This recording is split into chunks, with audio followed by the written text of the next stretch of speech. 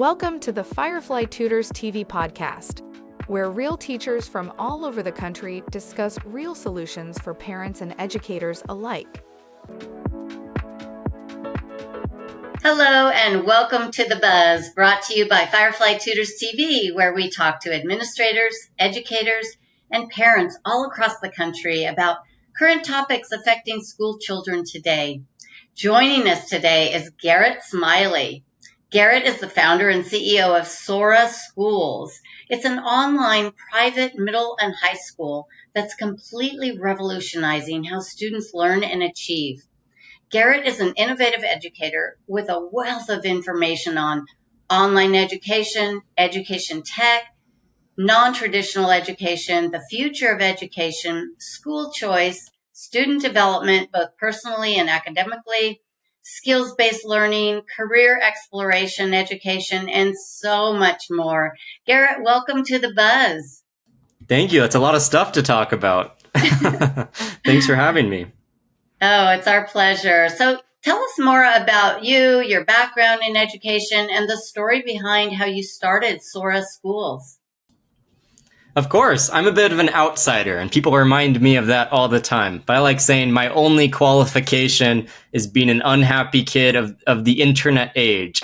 One of the first generations to fully get to appreciate and utilize the internet in the service of education. You know, late 2000s, early 2010s.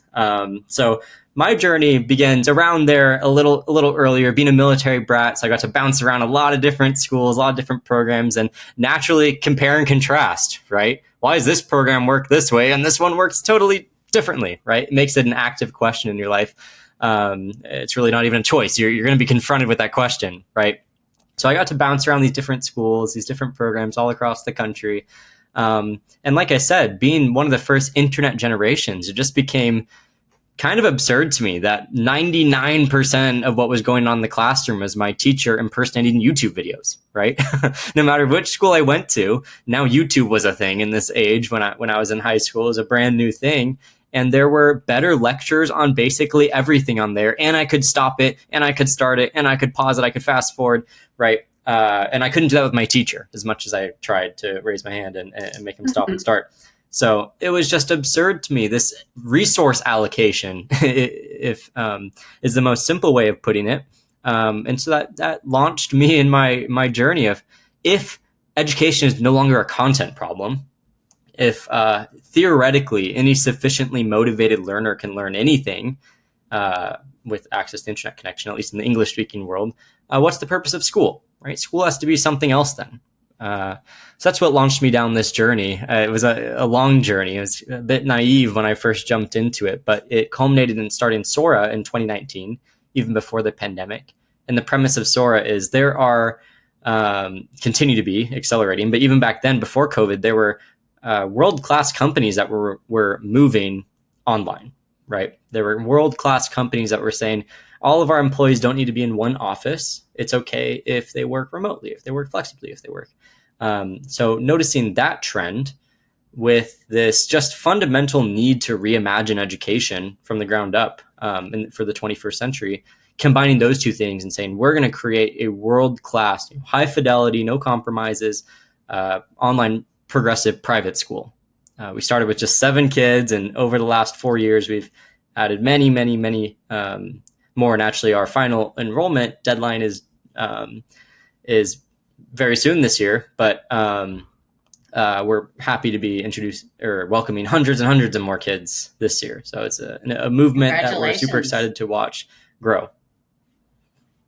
Fantastic. Well, changing gears, as a parent considering alternative education, what are some important factors they should consider when evaluating the effectiveness and quality of a homeschooling or alternative learning program?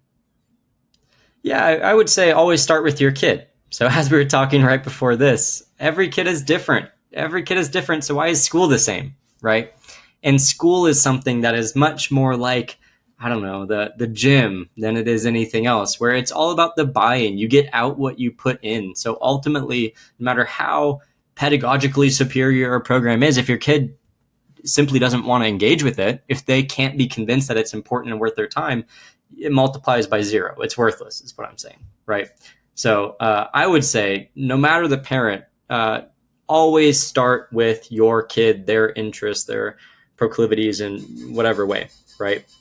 And then from there, once you examine your students' interests and what they're excited about, I would encourage you to look at schools that are thinking about how the needs of both content and skills of students needs to change for the 21st century. This is not a world where what we were teaching kids for 1800s. This is not a world where that's really still relevant. We're preparing kids for a world that no longer exists in many cases. And I think a lot of parents are feeling this, especially post-COVID. But I would utterly disqualify any school that doesn't recognize that as the starting point. Wonderful. Yes. And looking at our children as whole beings, both Absolutely. their academic, like you mentioned, but their social development and their extracurricular activities and how that could translate to career opportunities later in life is just enormous and unlimited. So with your online curriculum, how do you accommodate learning for students with focusing challenges or learning differences like ADHD or dyslexia? Yeah, our program isn't explicitly designed to address any particular learning challenge, although we see, just like every other school on the planet right now, these are common. These are common challenges that kids are trying to overcome. So we, of course, have represented, in our student body, we represent these sort of challenges as well. What we find is, of course, every kid is unique, and it's hard to say, even with those who have the same diagnosis, whether one is going to succeed in this environment, one isn't. But I find, especially for concentration and attention disorders, being put in the driver's seat of your education can be simply game changing. What we see with this is a tangent, but since you brought up the attention disorders specifically, what we see in most of the research is that students are still capable of paying attention to things that they think are important and valuable, right? Video games and TV, and it's really about the things that they think are stupid. That's the problem. So I think, of course, no kid is the same, and I can't paint with that broad of a brush, but what we see often is students who identify this way, they come to Sora, and when we put them in the driver's seat of their education, we say, you choose the learning experiences that are most interesting and exciting to you. It can completely just flip a switch in their brain, where now learning is a game is the wrong word, but now it's a thing that I feel like I'm an active participant in. I'm being asked, I'm being put at the center of it as a unique individual. And now it's something I buy into and therefore care about, not just an adult told me to do it and I think it's stupid, so I'm not going to do it. Right. I love that. And, it's just like us as adults, we procrastinate things that are either fearful to us because it's more unknown, it's unclear. And the same is true for students when it comes to their learning process. If it's something that they're not, it's not in their natural gifts or talents or strengths, they will shy away from it and most likely shut down and not even learn. Yeah. I will say schools are also to blame for this. I think traditional schools have saddled our kids with falsities that are harming them, such as one of the biggest, and this is a talking point you've probably explored a lot in your podcast because it's one of the few things from education in the zeitgeist, right? And that's growth versus fixed mindset. I think a lot of students going through education, all those years where you're told, you have to finish it by this date, and if you fail, you're a failure. There's no trying again. After years and years of hearing that, you start to believe in this fixed theory of intelligence, and I'm either good at things or I'm not. But like I said, education is like a gym. No one would go to the gym if they thought it was impossible to get stronger, right? Or it was impossible to run faster or get more fit. That is the fundamental belief that brings people to the gym. And it's the same thing as school. Students have to believe that working hard can improve their mental faculties and all their faculties in any way imaginable, right? That is the first starting point of education. But we're seeing so many students, especially in traditional school, they believe they have it or they don't, which isn't true. We align with your philosophies and just your general ideas about how students learn best. So thank you so much for being a shining example for many in education. So what support and resources are available for parents who choose to homeschool their children, particularly in subjects or areas where they may lack expertise, such as tutoring, just to name one?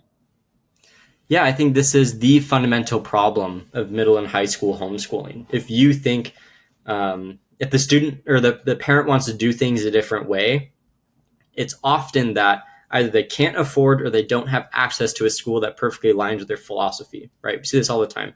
And Sora, what we're trying to do is bring a high fidelity private school to anyone through the internet, right? But for most families, it simply isn't an option. So what do? They look for homeschooling. And that might work decently for elementary school because most people still remember the fundamental lessons of, grammar, reading, writing, arithmetic, whatever, that you need. But what we see, and I'm sure what you see all the time, is as soon as middle school rolls around, oh shoot, I don't really remember this whole FOIL thing in mathematics. I don't really remember long division. I don't really remember all of these things. And they have a decision to make. And I think, unfortunately, a lot of them, simply because they run out of resources and whatever, they put them back in traditional school, right? They have to solve a problem, which I can't help my student anymore. And so they solve it the only way they know how. I think that's a sad outcome for many families, because if they did have the right resources, they would have continued down this alternative path, but they had to, jump for self-preservation reasons. So I think any company such as your own that is working to solve that resource gap is hugely beneficial. But I would also encourage families, look at local homeschooling communities, look at places where you can lean on peer-to-peer learning and community resources, because oftentimes the only real value a public school is providing is a teacher that can answer questions when students get stuck. But that just doesn't even happen that often for most students. So a student with access to the internet and a learning community to unblock them when they need to be unblocked, that's 80% of the battle. Wonderful. Yes. And I think there are some really good free resources out there as well, like Khan Academy. We're big proponents of that because it does have those short videos that explain each concept separately and then practice problems to make sure the student knows how to apply what they just took in from that trainer or instructor. Yeah. And what I would tell most parents, I went to high school and university recently enough that this is still top of mind. And I saw the internet and some semblance of the current version it's in, how it affected students. And even at quote unquote elite schools, the vast majority of kids are not paying attention to lecture. They are 99% self-directed learners. They use the resources online to complete the exercises put in front of them, right? Some use office hours, but I think parents would be utterly shocked to know that I'll call it 95% of the actual content and learning value that kids are engaging with is from the same free resources that your student has access to now. What is the purpose of school then? Why do people go to university? It's the accountability structures. It's somebody showing them the path. This is how you become a computer scientist. This is how you become. So if you can find that learning journey where there are way, way, way more resources online now than there even were 5 years ago. But if you can find the template and you have access to the online tools, you are creating probably 95% similarity minus the community that an Ivy League student has, right? Let's use these resources. And the AI era only makes this crazier. Mm-hmm. Yes. And there's so many pluses to using AI. That's a whole nother subject. We've done some podcasts on that as well, which people can listen to on the Buzz. But, as long as we're using it in a positive direction to help with framework and basic structure of learning good concepts in writing or any other tool that we're using AI for, we're all for using AI. I think it's been a real game changer, even for us as a company, to get more out there so that we can really help our communities of parents and educators. And so thank you for sharing all of that. And the other is I wanted to direct people to YouTube. Just type in keywords in YouTube and someone's done a video on it. I guarantee you there's so much on on YouTube. Like you were talking about growth mindset. I mean, I'm all in favor of that. And that's how I've even grown my business, because I didn't have any business training. Maybe you didn't either, but I'm learning along the way, and we're growing an awesome business to bring education to a whole new direction for many. And it's exciting to know that we're all, both Sora Schools and Firefly Tutors, we're all on the same path to just make generational change in education. So I applaud you guys. Absolutely. Thank you. Likewise. I think parents need to, and this might be counterintuitive for many people who haven't gone to school within the last, couple of decades, but the job to be done by school has changed radically, and students already know this, and they have changed their behavior accordingly. But most schools haven't, which is these resources like YouTube and just the internet at large, and students are learning from this as the default, right? What schools are providing in many cases is redundant. They don't know it yet, but students are performatively participating and then driving the real value from the online resources or the free resources. So I would encourage parents, don't feel like you're missing any mystical third element that schools and that students in these other schools are getting, because you're not. Really, what education is about lighting kids' fire nowadays, getting them excited about something and having them believe that they can do it, and then setting them free on the internet. Wonderful. Yes. And I know one of our big philosophies that I learned from my dad, who is a huge educator around the world, and it's all about teaching students to think, discover, and create, because that is the essence of learning and how we can change our world. And I think that Sora Schools, as well as Firefly Tutors, that's really what the essence of both our businesses are about. And so we are making that impact and teaching parents as well that they can be great examples and be the models for their children as well. Absolutely.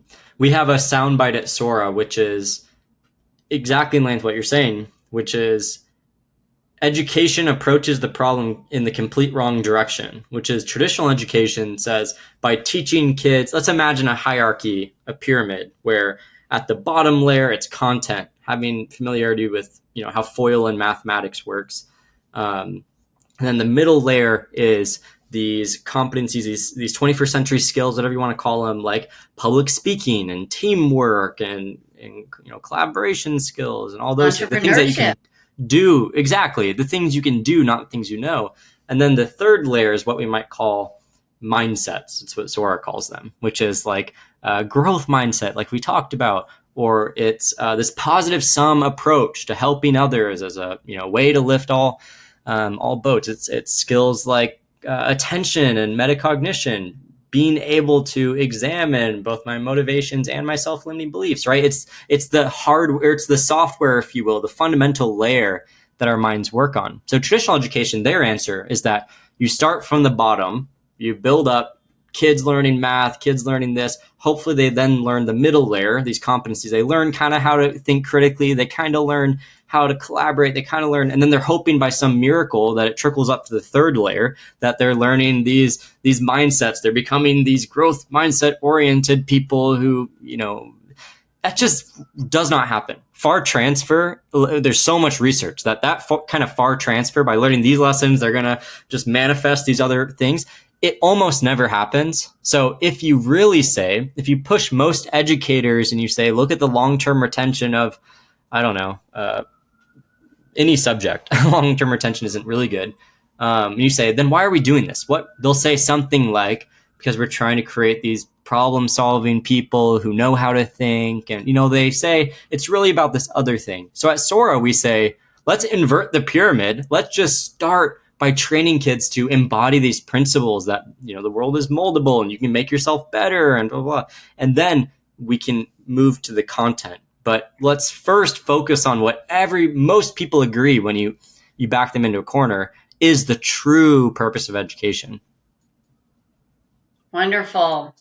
And also, I wanted to add to everything that you're bringing out right now, Garrett, and that is that I was reading an article in the Wall Street Journal a couple of years ago, and they were talking about how The emphasis now for graduate studies is not just about getting an MBA, for instance, which was kind of the big thing when I was in school, but now it's really a master's in fine arts. No matter what the bachelor's area of study was in, they're encouraging people to get that master's of fine arts because it really teaches how to think beyond, how to think out of the box and not just stay in that limited mindset like you were referring to, but really create new ideas and fresh ideas that are going to change the world. And that's what people are getting hired by companies today, not because of their grades, but because of what they bring to the company.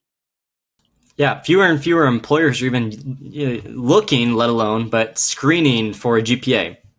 Yes. I think it's only something like 42% of employers in the 2022 survey that say they use GPA to screen candidates at all anymore. And that's down from something like 80% only 5 or 10 years ago. So employers are systemically undervaluing, or rather, I should say, properly valuing now, but they're discounting, that's the word. They're fundamentally discounting the value of grades as the primary proxy for the things that they value. And I think that's the reason is exactly like you're saying. They realize in this era where we have machines, but we also have soon increasing capabilities in AI and to use the Thomas Edison quote, the perspiration phase is becoming more and more automated. It's really about the inspiration, right? We need people who are able to view the world differently and communicate ideas clearly and have empathetic conversations with their peers, but also large society about what we ought to do, right? Those are the values. And then once we decide what we want to do, once we have that beautiful vision about how things should be, we have more and more tools to create that quickly. But it's this practice of, especially as someone who went to a tech school, went through tech programs, there are so many students who are caught in the, how do I do something? And they just think about that all day. And they never think about why I should do something, right? Yes. And I know on your website, I noticed you have 3 concepts that were very bold. So you have interdisciplinary, mastery-based, and student-led. Can you dive a bit deeper on all 3 of those? Of course. So we can start with interdisciplinary. And this is saying that the world, how it presents problems and the genuine things to be solved in the world, they are not just usually within the realm of one subject, right? It's like, how do we heal our oceans? Okay, well, that is a huge multidisciplinary problem that involves quite literally every subject you can imagine between chemistry and politics, right? It's things, how do we create a Martian society? I don't know. Like that involves everything from physics again to civics to, what I'm trying to paint here is every question that's worth solving involves multiple disciplines. And so thinking about learning and training kids to view learning as an endeavor that happens only with this toolbox or that toolbox, and you can't mix toolboxes. I actually remember, this is a very brief aside, when I was in school, I used a formula I learned in chemistry to solve a physics problem, and they counted it wrong, but I solved the problem, right? They're like, no, we're talking about this toolbox right now. It's not actually about the problem. We're sharpening these tools. That is not a healthy lesson to be teaching kids for 2 reasons. One, that is not actually helpful to how they'll solve real world problems, but more importantly, related to everything that we were just talking about, it's not very exciting to kids. It's actually grossly boring. Like, we're learning chemistry. Why? Because you're learning chemistry, versus we are using chemistry to solve things that you believe are important and valuable, right? Like how to, the physics of sharks. I don't know. Science of Marvel, right? These are 2 things you're running now. So you care about the thing, and now you see knowledge as a beautiful thing that exists to both deepen your appreciation of it and improve your capabilities to impact it and work to that end. So it's reframing the relationship with knowledge, interdisciplinary learning. The second one is mastery based. It's directly in line with growth mindset. I actually think it's hilarious. Most schools will say things like growth mindset when the vast majority of schools have every kid learning the same thing in the same order. And if you don't learn it right the first time, you fail and you can't try again. That is the opposite of growth mindset. Any school that says that one of their primary values is growth mindset and grades students, assesses students that way, that can, like, do they not understand the irony there, right? So Sora is all about, if we really believe in growth mindset and students embodying this idea that life just takes repetitions, it takes failure, it takes learning, it takes adaptation, it takes iteration. If that is how life works, and that's how getting better at anything works, right? The first time you go to the gym and you try to do a push-up, you're not going to be able to do a push-up. And then you keep failing at doing a push-up until you can do a push-up, right? And then eventually you can do 100. So that is how learning works as well. So all of our assessment is mastery-based, which means you attempt to demonstrate your mastery over a subject, or we call them units and abilities at Sora, but a unit like stoichiometry and chemistry. You first try to do it, and if you can't do it the first time, that's fine. It's totally fine. Let's just do it again and again and again until you have mastered the subject. And you, individually as a student, only move on when you're ready, not when the rest of the class is ready. So every student's going at their own pace and can always try again. No grades are final at Sora until graduation.